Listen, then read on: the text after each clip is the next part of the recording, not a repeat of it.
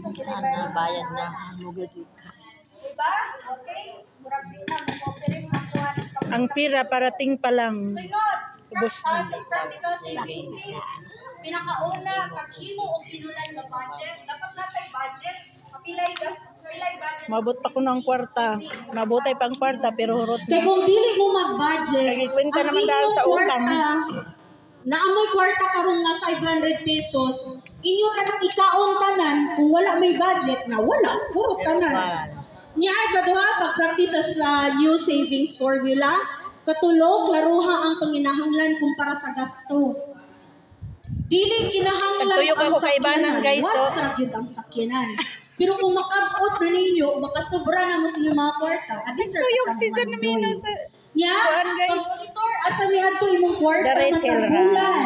Kay maski og naa kay kwarta nga 100,000, ug wala ka bitorik sa kwarta, wala. Moingon ra kag asa man padulong akong kwarta. Ang tuyok, guys, kay alas 3 tingkatuyok. Ang paggasto sa dili kinahanglanon, pag backyard gardening ug pag negosyo.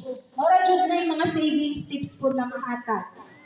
O natay mga budgeting rule. 10-10, 50-30. 10% paid God, 10% of the top. So mo balik ta dito, mahatag kag 10%. Kaduha, pay yourself first, 10% into savings like an ad.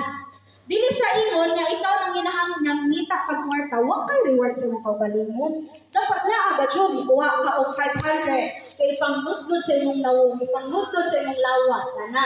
Kung sa mga boys food nga nanguan, nanarbaho, sir, okay ra jud na mag-reverse. Dili ra magudon.